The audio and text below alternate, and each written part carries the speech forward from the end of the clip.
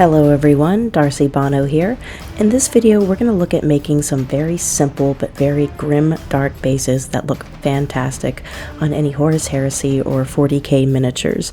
Now I was inspired to make these because the new Horus Heresy Age of Darkness box set comes with a whopping 40 tactical marines in addition to other units in that box. So essentially what I wanted to do was have a recipe that was very easy and fast to replicate, but also stayed true to the grim dark aesthetic of Horus Heresy. So all that being said, let's get started. Now for this first step, we're just going to be laying down the foundation using CITADEL technical paint, either Astrogranite or Astrogranite debris. The only difference is the debris one, as the name would suggest, is a little chunkier. So if you want a much denser, more rigid surface, use the debris. In this case, I'm going to be using just the regular Astrogranite, and you can see it'll go on quite a bit smoothly as it is a finer grit. You can always put the Astrogranite on and then add the debris after it dries if you want a more mounded look. But in this case, I'm going to keep it simple and just spread the regular Astrogranite all over this base. One important thing to keep in mind is that this texture paint will create an uneven surface. So in order for your miniature to stick properly to this base once it's dry, you're going to need to clear kind of like a footprint area. So it'll be much more level and the glue will be able to stick easier to that flat surface as opposed to a very rugged one. And once you have the surface looking the way you'd like it, all there's left to do is just let it dry, and you can of course expedite this process by setting it in front of a fan. Once the base is dry, you're now ready to apply a very satisfying shade coat of Agrax Earthshade. Nothing fancy here, this is just straight out the pot Agrax Earthshade.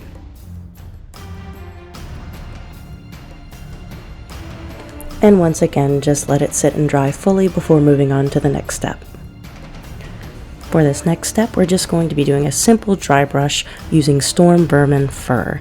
And with any dry brush, you're going to want to get about 90% of it off of your brush so it doesn't smear. You want it just to catch on the raised portions. That way those grungy brown tones stay in the recesses and you end up with a warmer gray on top.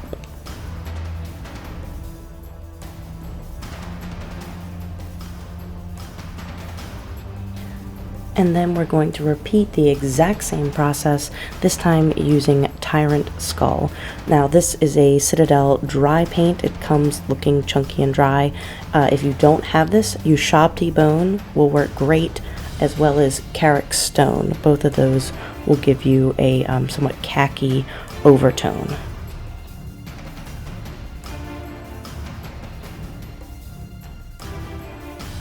Now this lighter dry brush will leave your base looking quite a bit dusty. It still looks perfectly presentable as far as terrain goes, but if you want it a little edgier looking, we're going to subdue this dusty highlight with a layer of Basilicanum Grey. And you're going to want to add about maybe 2 drops of water to that just so it's nice and thin and doesn't undo all the highlights you just put on. And if you don't have Basilicanum Grey, that's totally fine. You can always use Nuln Oil as a substitute. It's just not quite as brown as Basilicanum Grey, nor is it quite as dense, so you won't need to thin it as much either. Now this part may seem a little counterproductive, but what I'm doing now is dabbing off the tops of the bases using a paper towel in order to create more contrast. Essentially, I'm removing the shade from the very tops of the surface so that Tyrant Skull will show through, but it still retains the grayer undertones. Now this next step is optional, but it wouldn't really be a grimdark battlefield without a significant amount of blood. So I'm going to share with you my super secret, highly complex blood recipe, which is just sponging on an even mixture of Flesh Tearers Red and Cygor Brown. And you can adjust the freshness of the blood by adjusting the ratio. If you'd like it to look fresher, use more Flesh Tearers Red. If you want it to look more like dried blood, use more Cygor Brown. But in this case, it's just an even ratio.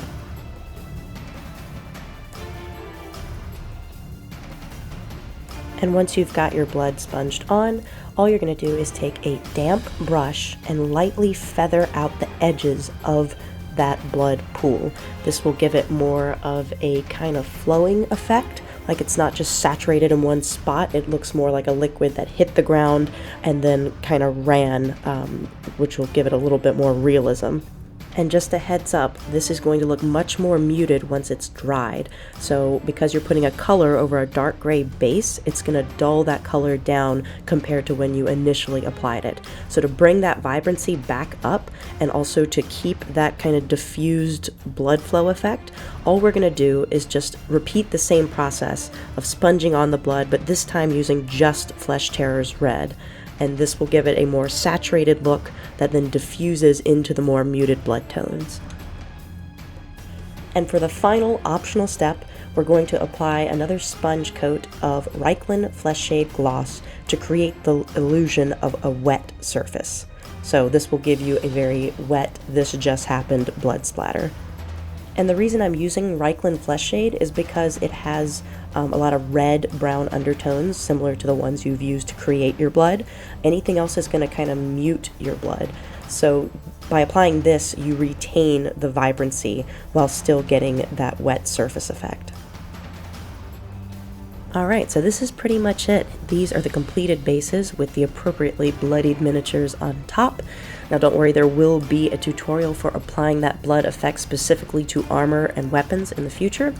And as a side note, you can of course add whatever accents you like to enhance these bases. So things like Citadel skulls, dead grass tufts, any kind of debris based on the bits you have available to you all will look great on this grim foundation.